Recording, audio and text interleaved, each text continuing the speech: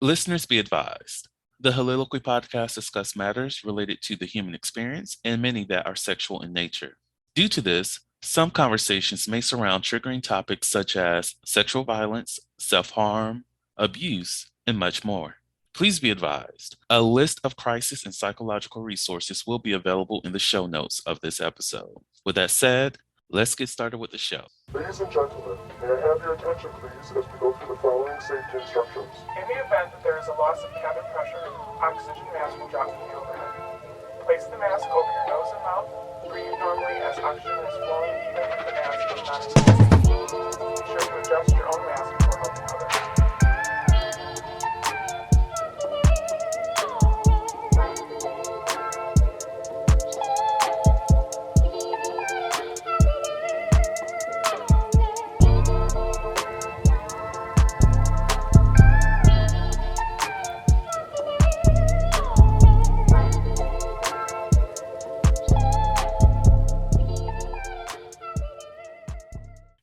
Hello, everyone. Welcome to the Soliloquy podcast, where we step out and speak on sexuality. This is your favorite host, Vernon T. Scott, also known as Slaytor Jackson, and also for you freaky motherfuckers out there, Sebastian Adams. On today's episode, we are talking about, going to work. We got this 9 to 5. We have to do all these things. Hold up. No, we're not. We're talking about that sexy shit. We're talking about sex work, and we're going to dive deeply into that. And on today's episode, I am blessed to have Meliza with me. How are you doing today? I'm good. Thanks for having me on. It's a pleasure to have you. Look, y'all, this is the Talkative Introvert, and I'm happy to have her with us. Do you mind telling everybody about your podcast, telling them about yourself? Just let everybody get to know you. Yeah. So, I host the Talkative Introvert podcast. We talk about all things introversion, but also like I've opened it up to really just talk about whatever we want, anything. And I've like had guests on talk about different things. I have a episode recently about teen mental health. I have new ones coming out. One like with a stand-up comedian, Shane Rogers, if you know him. We talk about all kinds of stuff, body dysmorphia, emotional intelligence or emotional baggage or stuff like that. I don't know, all kinds of things, but yeah. And a little bit about me. I'm a talkative introvert. Love it. I definitely recommend y'all listen to our podcast. Oh, I listened to that question and answer episode that y'all had. It was really good. I really enjoyed it. And I never thought about like actually going to like what's that site called? Not was it Reddit? Yeah, Reddit. And Yeah, it was looking up Reddit. like relationship questions and stuff like that. And I'm like, Uh-huh. that was smart. That was extremely smart. Thanks. Yeah, we were like, what are we going to talk about? And then I was like, well, let's go to Bailey was leaking. Oh, my friend Bailey, who was on the episode, she's a frequent guest. She was like, let's, go to Reddit. People ask questions all the time. So why can't we answer them? That's a good point. That's a good point. Like I remember just listening to everything. Like I was in the line for like what was I think I was going to Long John Silver's to like get dinner and whatnot, and I was like, you know what? Let me just not get this food, and I literally just went driving for a little while, just finished up the episode before I actually stopped and got food. It's Oh, it's very informative, y'all. Definitely recommend that episode. It came out in May. The end of May, wasn't it? Or was it I don't know beginning of anymore. June? Once it's out, it's out. Right? Y'all go back. Just listen to everything. Binge it. Oh, thank you. It's a wonderful podcast, y'all. It's wonderful. On that note, we are here to talk about sex work, and I know we did talk about it like in a lot more detail within the intake meeting. And one of the topics we are going to go into is the like decriminalizing sex work. But before we go into that, what are your personal views on sex work in general? So, we did talk about a little bit before the audience. I personally believe in decriminalizing sex work. I came from a very religious background. And so sex was not talked about. It's kind of a taboo. Sex was, it was mainly for marriage and having babies, like that's the main purpose. There's not really pleasure involved. And so I had that mindset growing up that people who are in this industry are, it's just a heinous act, like they're dirty, they're terrible people, they're sinful and all this stuff. But like as I've grown older, and it really was college age when I took my human sexuality class. And even before that, like I was already stepping out the door from my church and like, thinking differently. And I realized like, sex is normal. It's something that we do. It's not just for babies or making babies.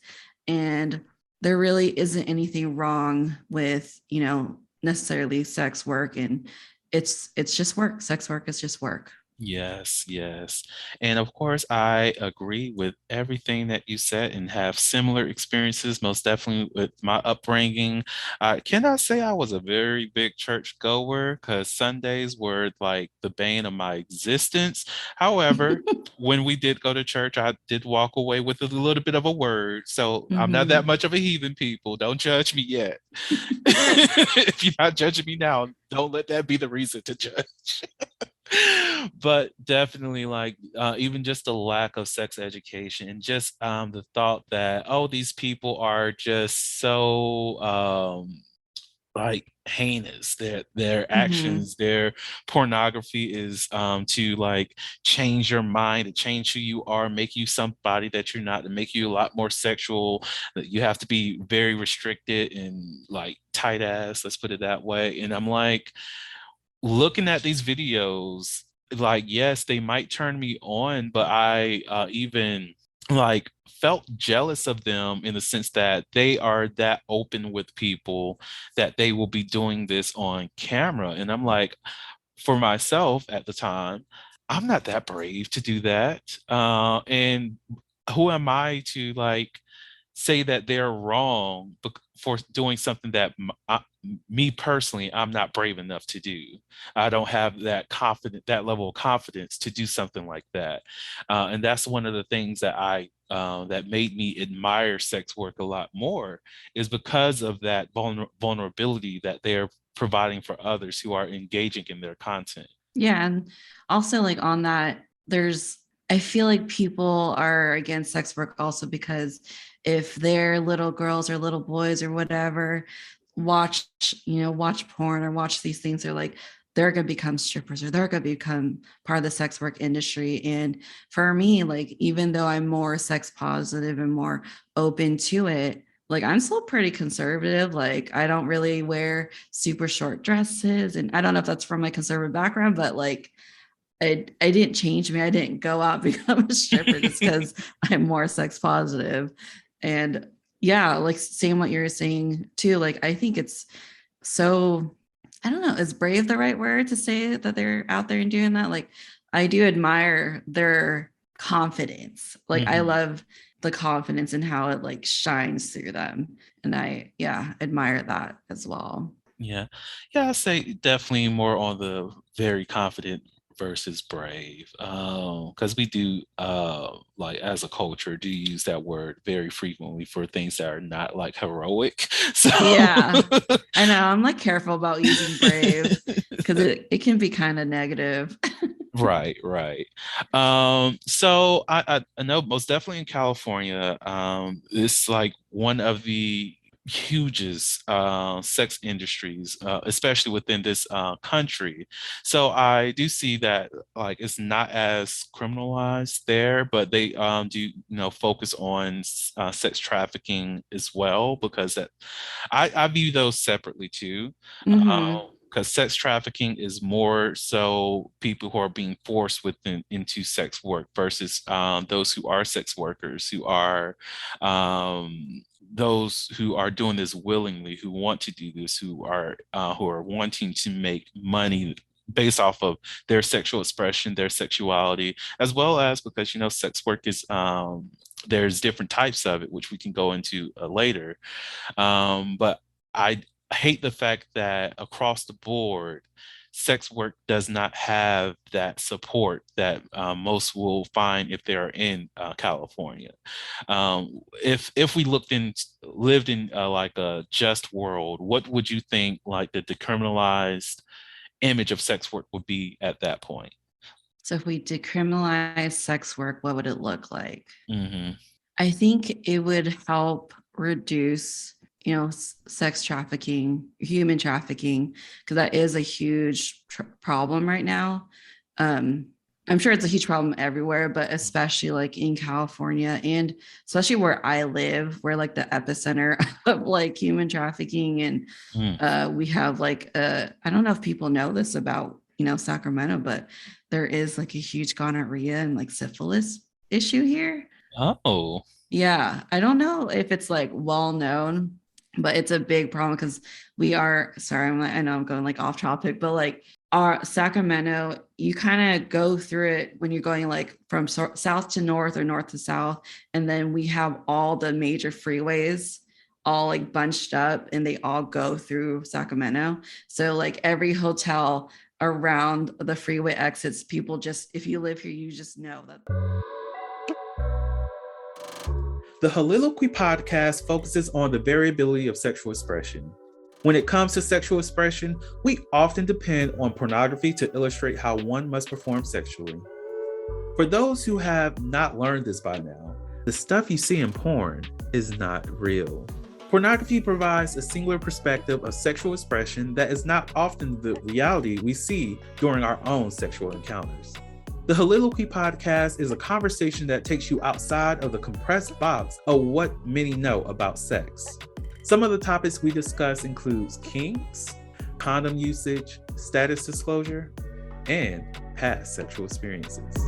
The Soliloquy podcast steps out on sexual norms and recognizes that the norm is not the only normal. Subscribe today and join the conversation.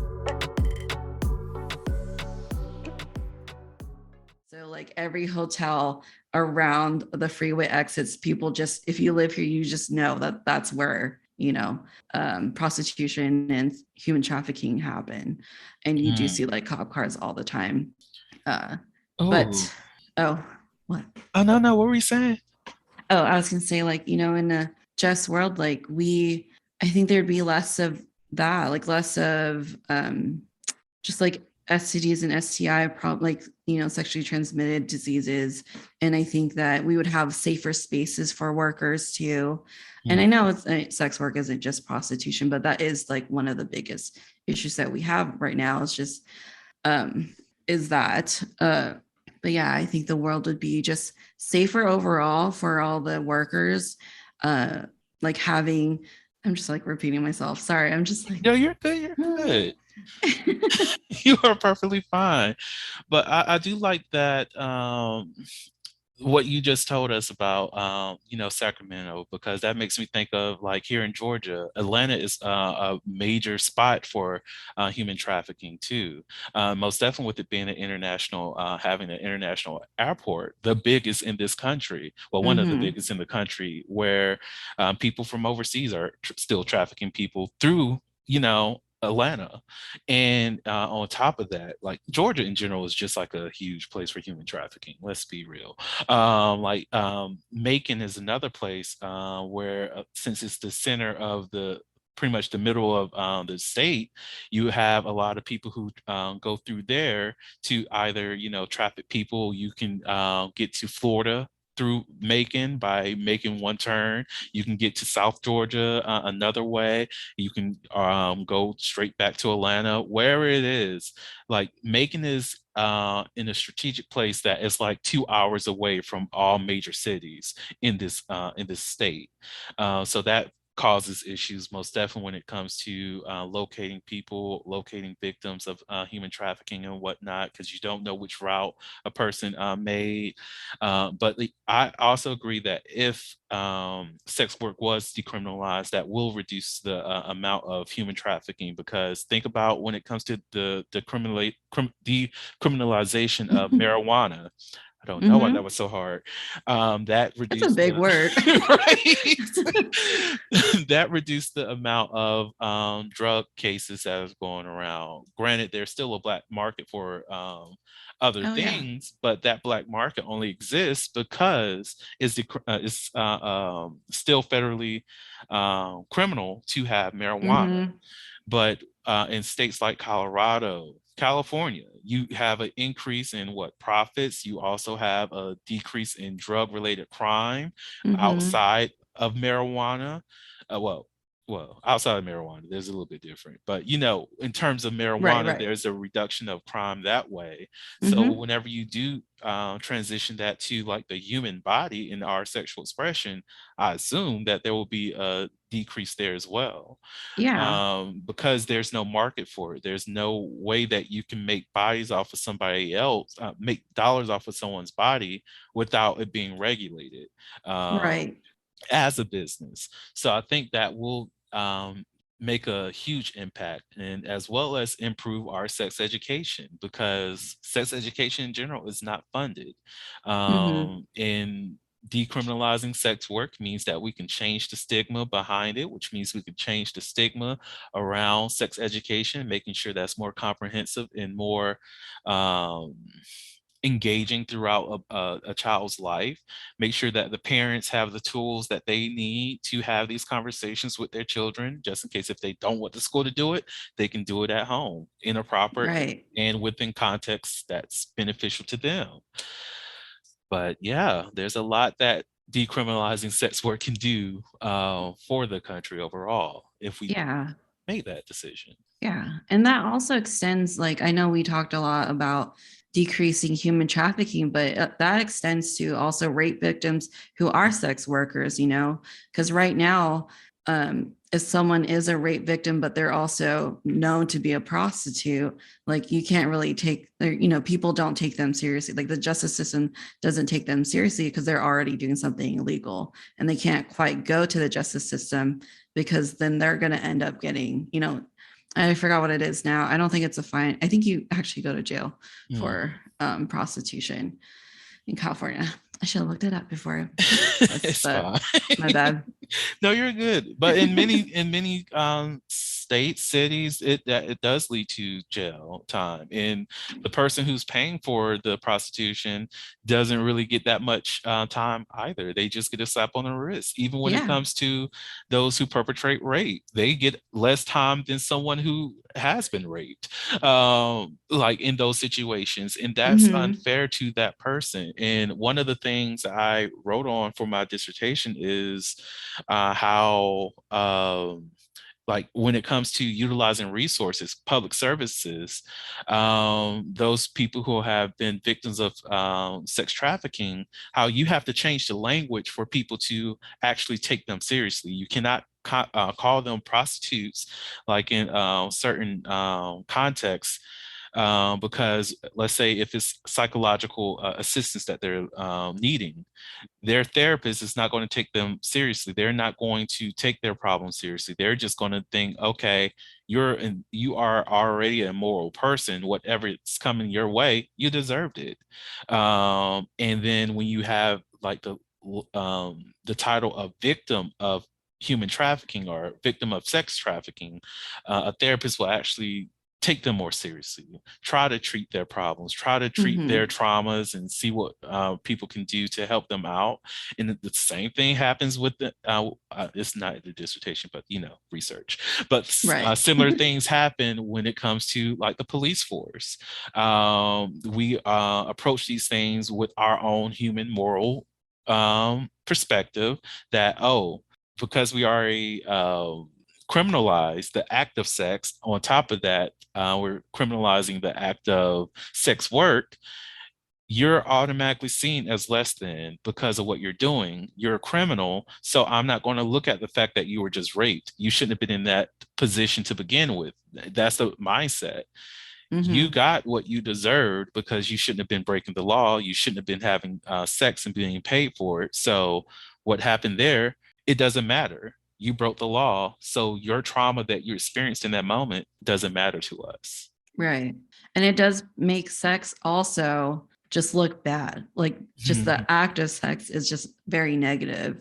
And I think that's a mindset I think we need to change. And I know that though, that mindset, I don't know if that will change because America actually is very, very religious. I think I can't remember, but I think like the US is like in the top 5 most religious countries in the world, Yes. which I thought was insane because isn't the whole reason why they founded America was to go against like was it the Catholic Church of England or something like that? So For religious freedoms. yeah, exactly. So it's interesting, and that's, it still plays a big role in our laws.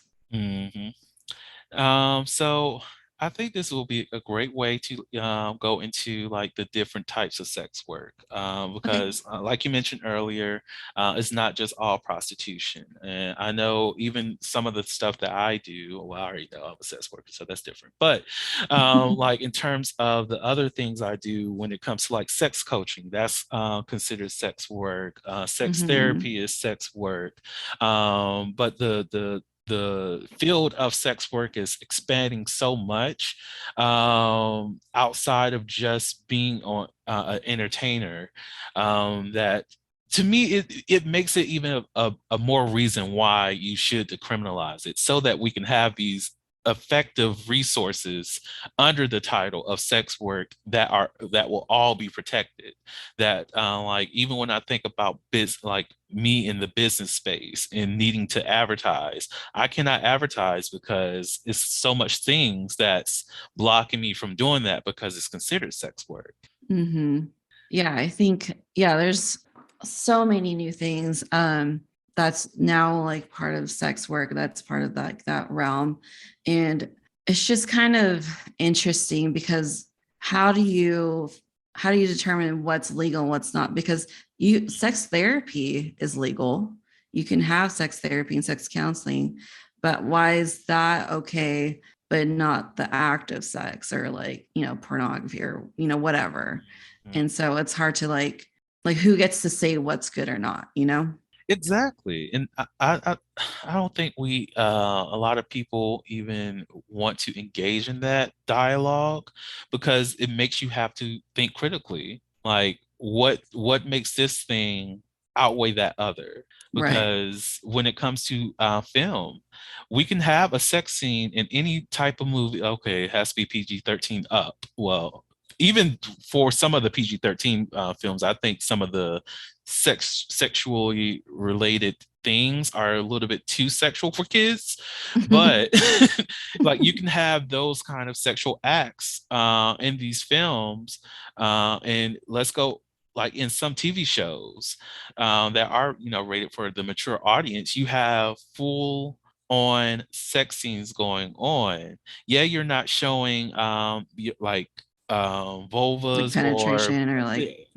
you're not seeing the actual appendages of the people, but you can see the breast of women, the breast of men. You can see that they're grinding on each other. You can see everything that looks like sex, just not the penetration. So we're comfortable with blurring the line at the actual penetration of it, showing like a penis penetrating a vulva or anything like that. That's too uncomfortable for people, yet showing the act without the penetration is okay. Like, why is there a line there? If people want to indulge in that and enjoy that kind of content, let them do it. Personally, I love a film that engages me on all levels. So if I was watching a film that even showed the all aspects of the body, all aspects of the sexual experience, I'm going to love that film so much more because of that, because it's a lot more realistic than just, the surface level things, just the grinding of it all. Like, I get not all people want to do that, but of course, that's why you have those people who can act and act sexually in sex work, Yeah. And in general, I think just Hollywood is just it's double standards, like Hollywood is just put on a different level, different standards. They have their own world. Like I feel like they just have different laws, because it is, what's the difference of Mhm. that and porn? It's, we know exactly what they're doing, and they're, we still see the human body. And it's just, I was just thinking about like Hustlers, for example, that movie with like Jennifer Lopez and everybody, and people loved it. They liked, um they shared the artwork, like the movies in on Instagram or like social media, and they're playing as strippers, and like, yes, they're actresses playing as strippers, and they can do that. But then if an actual stripper does that on their Instagram page, they can get blocked. They could, get their page taken down. Like it's considered sex work. And so, like, why does Hollywood get to do that, but then an actual stripper who's an actual professional cannot do that? Right. Oh, why you had to say strippers? Okay, so this is a shout out to my favorite stripper people. So if y'all want to go see her content, feel free to look at it. She's beautiful. She's like, I love her because she's very talented. Nicole the Pole Williams. Oh my God, sis is great. I saw this one video of her. It was her audition for Pour It Up by Rihanna. Sis was on the roof, just, I'm like, girl is Spider-Man at this point. Like, how is she up there? Like, feet on the ceiling. Good God, girl. Like, love it, love it. But like, even that can be too much for somebody, yet Mm-hmm. you can watch the music video with her in Right. it, Yeah. doing everything that she's doing in that same video. And it's like, oh, well, that's a music video. It's fine. It's okay. But her doing this on Instagram is not like, I can clip the music video and share it, like you said. No, no problem at all. I can even promote it if I wanted to. No problem. But me doing my own individual performance, and putting that out there, wanting to promote that on these apps or whatever, is not going to go far. It might even get denied. It might even get me banned. Mm-hmm. All these things can happen, and it doesn't make sense. Yeah. So another thing, outside of, the advertisement side, the business side of, sex work, there is that important aspect of sex education. What You went into it briefly earlier, but what were some of your personal experiences with sex ed? Like, what kind of programs? What were some of the things you were taught? Some of the narratives, the messaging revolved around sex that you had to unlearn when you took that human sexuality class? So my first sex ed class was in high school, and it wasn't even a full semester. So, so school has 2 semesters. And so the sex ed portion of it was half a semester. So it's literally a quarter of a year that we Mm. even talked about it. And what I can recall from that, I mean, it's been a while since I've been in high school, but it wasn't very educational. Like we learned about the different STDs and STIs. And I just remember vividly my teacher walking around. He had like this manila folder, and everyone's like, okay, what is this? And he put it down. Like there was like 4 rows of desk, and he put like one on each, the front desk, and he just told us like to open it, look at it, and then pass it back to the person behind you. And everyone like got to look at it. And it was literally just nasty ass pictures of, like gonorrhea and syphilis and like just different STs and STIs. And basically it's just like a shock factor, I guess. Mm. I think that was, the strategy at the time. And it was basically saying like, if you have sex a bunch of times, this is what could happen to you. And it was just, yeah, it was nasty, it was gross. Like everyone's like, oh my God, ew. Um, but like it didn't really teach us very much about the human anatomy. We didn't go into detail about like pregnancy or like how your period works, or when a sperm hits an egg, whole like ordeal, like all of that stuff. We didn't really talk about it. I think we watched a video on someone giving birth, but I think again that's just kind of another shock factor. Like, look at this lady's vagina and how big it opens and a baby shoots out. Like, I don't think it really was very educational. I think that they were really just trying to shock kids into thinking like, this is like what can happen if you have sex too much or have sex at all. But we're all high schoolers. Like, I'm pretty sure majority of that class probably aren't even virgins anymore. So like, I don't know how helpful it was. Um, Right. I know, like, for my sex ed, if you can call it that, I think it was like 2 days. And we went to like this was middle school. I was in seventh grade. I remember going to like the auditorium, and I think everybody that was in seventh grade was there, or they did it by class or whatever. I don't know. But everyone's sitting in there. They had a little projector up there. They had notebooks for everybody. So they were like, they showed some pictures, they talked about condoms, they pretty much did a lot to scare people. Essentially, you get an STI, you're going to die. Essentially, that was the message that I received at the time. They briefly went over HIV, and of course, they said, if I remember correctly, there was like, these days, HIV is no longer a death sentence, but be careful because you can easily get full blown AIDS and die or something of that nature. And I'm oh like, my God. what are we talking about here? And then we all received the little booklets, which had some Yep. additional information. We had to like answer some questions. That I guess that was our little test, and then that was it. That was our sex ed, and nothing else. Back, we did not even have any kind of discussion in high school about sex ed or anything like that. Luckily, I went to a high school that was focusing on health science, and when we learned the reproductive system, my teacher at the time, she went in because that was her thing. She was all anatomy and physiology. So we talked about a good bit of that, not necessarily diseases, but how the body works then. Right. Now, I would say that experience just did not help out at all. So I definitely had to learn on my own at that point. And I even looked at the program today, like what students in my county Oh, you are. did. Yeah, I'm big on it. Like, I want to make sure that they're learning the right material. And I would say the school district catfished me. Uh, Oh my goodness.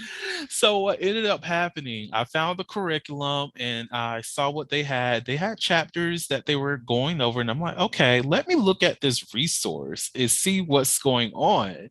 So I found the program that they're using, and I'm like, okay, they're doing comprehensive sex education. Look at Oh, you. I good. love it. That's the catfish. Oh, okay. Okay. So I look at the actual chapters to see what they're teaching these young kids these days. And the chapters were, I think chapter 14 or 13 was all about abstinence. The other chapter was about STIs. And then I forget what the other ones were about. I think they were doing 3 or 4 chapters from the book. Mm-hmm. And I'm like, this is essentially abstinence only education and not a comprehensive education, even though the program itself is very comprehensive. That's not helpful. So Right. yeah, like, it's poor. It's poor. Yeah. That's very unfortunate. Like, so we were talking about this earlier. I did take a human sexuality class in college. Loved it. Like, one of my favorite classes. Because it's just like so eye-opening. I think there's some parts of the class that maybe parents wouldn't want their high schooler to learn, which is fine. Mhm. But it was very like comprehensive, had so much. It went through the anatomy, it went through everything, like all the sexual parts of your body, and not just your penis and vagina. There's so much more. And they talk about like how, like, when you have sex, what impacts other parts of your body too. And they talked about childbirth, like doing it naturally, doing it with like what are they called? You talking about like water birth or epidurals? Yeah, well, so they talked about, the traditional way that everyone does it, go to the hospital, but Oh, also with I oh, forgot, Adula. a doula. Yeah, thank you. Hmm. Brain fart. Yeah, and so they talked about different options that you can have. They even talked about different toys. My teacher or my professor came in with this huge bag, and we're like, all the students were like, "Ooh, like what's in the bag?" And she's just like dumped it on the table, and it was just like all different kinds of toys. And she went over like what the different toys are, what parts of the body, or like what different things like stimulate you. And it was very like educational because you don't really think about that.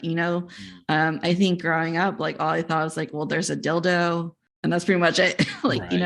and there's just like so much more to it.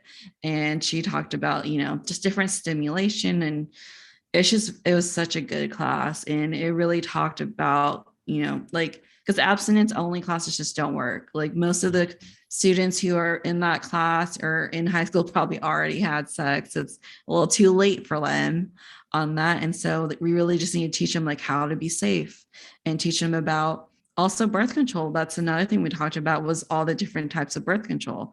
I only thought there was just you just take the pill, Mm. but there's just so much more to that.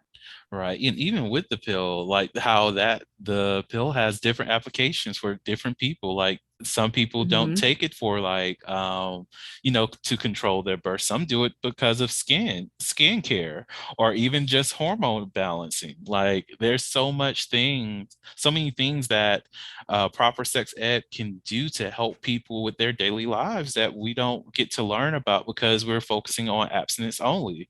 And one of the things that I learned recently, this was November of last year. I was looking into different articles to build up my content for the month, and I learned that one of the downfalls to abstinence and abstinence only programs is that whenever somebody abstains from sex, that actually lowers their sperm count, which means it makes it harder for them to actually, have feasible sperm whenever they are trying to engage in to, like build their families with their partner. Right.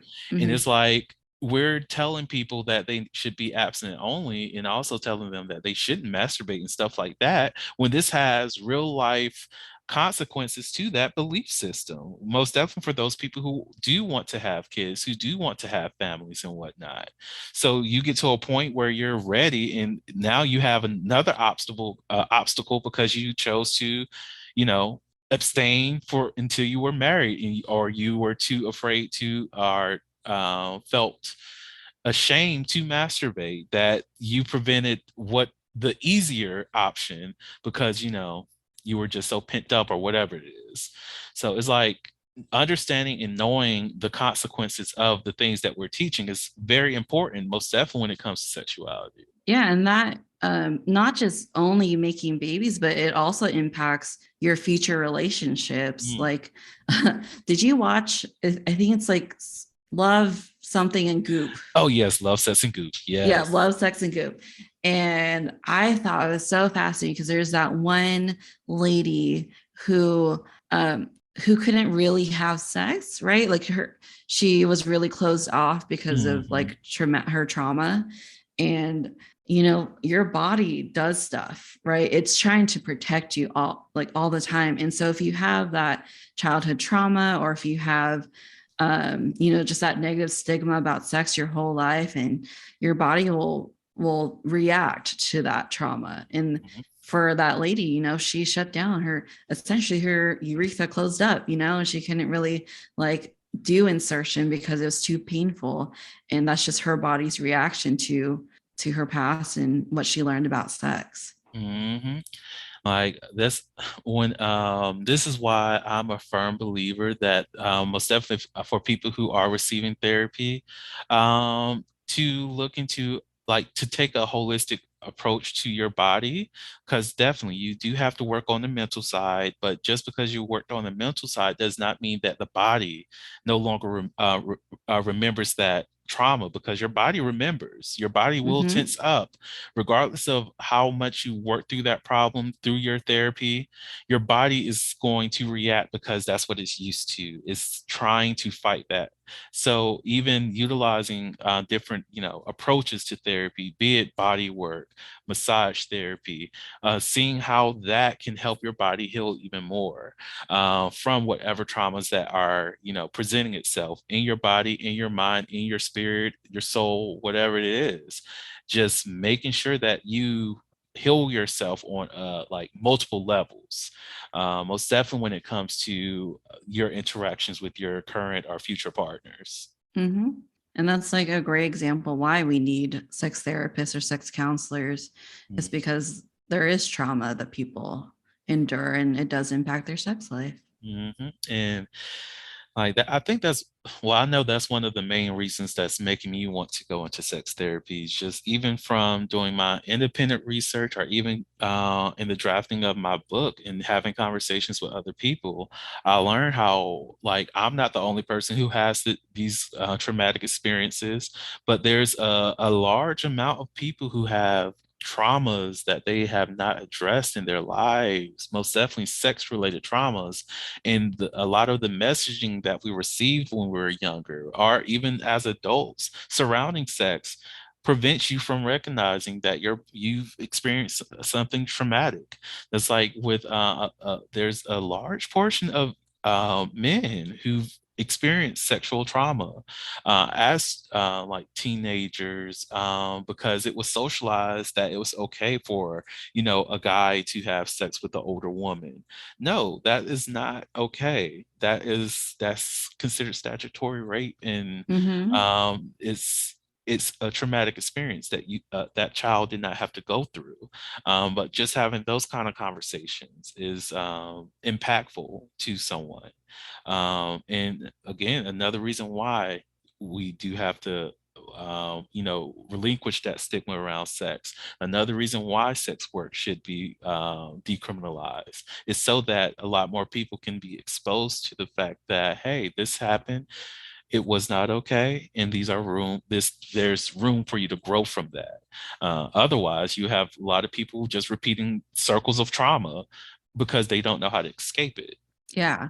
And I love that you brought that up about, little boys or young men, because there is this stigma, or there is, people don't really take them seriously. Like I remember Terry Crews during like the Me Too movement was talking about his truth about what he experienced. But I think it was like, so like Wendy Williams or somebody Mm, was like making fun of him, or like, like, she didn't take it seriously. And it's like, well, you still need consent no matter what gender you are. mhm. Consent is so important. And I think that's something we didn't really talk about. Well, I think we did talk about consent in high school, but we didn't talk about how it may be viewed differently depending on your gender, and that how we need to like think of it as a whole, that, it's your body, and that you should have the say of what you, whether people can or cannot touch your body, do whatever with your body. Yes, exactly, exactly. Consent is important, people. On that note, I'll say this will be a great time to transition over to the Never Have I Ever segment. So let me pull a card. So, Okay. the question that, well, not question, what I have here is, never have I ever not pooped for more than 5 days. Oh, been constipated for 5 or more days. You need to go see a doctor for 5 days. But really though, definitely go see a doctor. Yeah. I don't, I will have to be on I have not experienced that. I'm grateful that I have not. Healthy bowel movements, people. I think if you get to like 2 days, it's probably time to start thinking about if you're constipated or not. Yeah. And there's home remedies. I think one of the things that people recommend is like coffee is a good thing to, Mm-hmm. help get the bowels going. Definitely do that. But Get some prune juice. oh yes, prune juice. Mm-hmm. I don't know why I got excited by that. Because like my mind and taste buds went to cranberry juice. Prune juice is not that tasty. It's Yeah, bad. no. I Uh, think the only time though that that was a problem for me was I was younger, and I mhm. think I went like on vacation with a bunch of girls, and we had to share one bathroom, and I was just way too anxious. Mm, And so yeah, that was the only time though. But I don't think it was 5 days, right. I maybe a get that. weekend. I get that. That's like when I first went off to college. I was comfortable, using the bathroom in my room, but I did not want to because I don't know, I was very uncomfortable with using public bathrooms. But there Hmm. was this one day I had the slushy, and the slushy was just doing all kinds of things with my body at that day. And I was like, you know what? I know I cannot make it to the room. I'm going to this bathroom in this building. I don't care. And ever since then, I was like, you know what? I don't care anymore. I'm not going to fight my body and I'm going to let my body do what it needs to do. If I have to go, I have to go. Okay. Yeah, I think that's like the blessing of getting older. I don't know about you, but for Mhm. me, I just don't care. I'm like, I'm not gonna hurt my body just because I might be embarrassed. Like, no, everyone poops. Get Everyone over it. poops. Get over it. Exactly. Buy some poopery. Yes.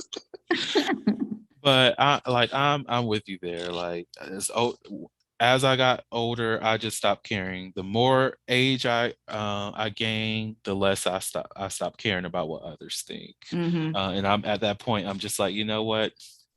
If I'm in public spaces, I will at least wear clothing, and that's all. I will make sure I'm not wearing anything that I know will offend like a child. I don't care about adults. If I'm going to a space where I know it's going to be nothing but adults, look, I'm going to wear something lacy and be happy and be free and comfortable. Mind your business. But other than that, in public spaces, I'm just like, I'm going to be comfortable. All you people who just like, oh, you can't be walking around Walmart looking like that. I'm going to be in Walmart looking like that and not caring. Yeah, have you seen the people in Walmart? No one cares. Like, Right. no one's caring anyways. I'm a person of Walmart, okay? Would you like another? Sure. Let's see. Never have I ever forgotten to take drugs out of my backpack while on the way to an airport. No, I'm way too I'm a planner. I'm very like I have a checklist. I have a spreadsheet of when I travel of all the things that I need to bring and everything. So that will never I don't think that will ever be a problem, honestly. Wow, you are like very organized. A spreadsheet? Yeah. Yes. I need to step my game. I literally have one for like solo trips if it's just me. Mhm. One if it has like my husband, my dog. I even have like a Disneyland checklist. It's a lot. Wow. Yeah. I don't know why I Okay. admitted that to you, but A Disneyland checklist is new for me. I would not have thought. Now I have to know one, what do you typically have on like your solo checklist, and what do you have that's different on your Disneyland checklist?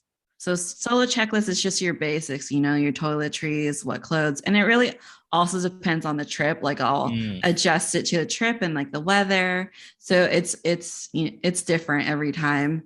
Um, but like Disneyland, you got to have like your mini ears.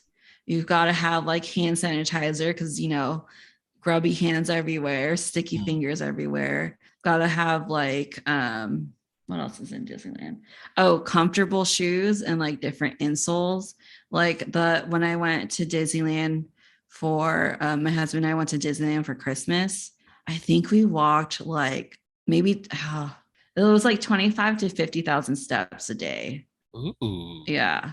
that's a It's good a workout. lot. So you got to like bring that arch support and like, nice shoes. And there's just like, yeah, stuff like that. You know what? I really do need to make another trip to Disneyland, or was it Disney World? I forget. It's some Disney, the one that's in Florida. I forgot. Oh, Disney World. Disney World. There we go. And the main reason why is because I cannot forget the turkey leg that I had the last time I went there, and that thing tasted so delicious, and to be turkey, it tasted like pork, and it tasted like a Mm-hmm. very, very, very delicious ham, and I'm just like, I'm okay with this. Like, I will eat poultry every single day if it tasted like that turkey leg. For me, it's the corn dog. I have to have a corn dog. There's Mm, something about Disneyland corn dog. It's just really good. I don't know why. their food is drugged. I'm convinced now. It's Mhm. okay. I'll still eat it. Send me a turkey leg, y'all. I appreciate it. I'm joking. Please don't do that because I don't check my mail that often. On that note, Melissa, do you have any last words, tips, tricks, anything that you'd like to share with the audience? I'm just really honored to be on here. Like, I love the whole idea of your podcast. I love that it's sex positive, and I did listen to some of your episodes, and they're great. They're so lighthearted, like, and it's not, it's not like sex is bad or like it's Thank like you. so I love the idea. But yeah, thank you for having me on. And if your listeners like me and liked what I talked about, hopefully, like, come check out my podcast. You can find everything at the talkative introvert podcast.com. Literally everything's on there. I'm not gonna like plug all my like stuff. Just go to the website. Right. And the info will also be in the show notes, people. I need to like really be like do better at letting people know those things exist. I just assume if you're listening to podcasts, you know that the show notes are there, but people don't. Look at the show notes. Everything's going to be there for y'all. And yes, go listen to her fucking podcast. It's amazing. It's amazing. Very lighthearted conversations as well. Thank you. You're welcome. So, on that note, again, thank you so much for being on the podcast, Melissa. I appreciate you. And for the listeners, thank you all so much for listening to the Holiloquy podcast, where we step out and speak on sexuality. And just in case no one else told you this today, you are beautiful, you are worthy of happiness and joy, you are enough and then some. You may not live up to the expectations of others, but that is okay. You are only required to walk in your own shoes. May each day you live lead you towards abundance. With that said, love you all and see you next episode. Bye. Bye. Thank you for listening to the Holiloquy podcast, where we step out and speak on sexuality. You can subscribe to the podcast through your favorite podcasting app and find us on the web at www.holiloquy.com. That's www.heauxliloquy.com. Share the podcast with your friends and join the conversation.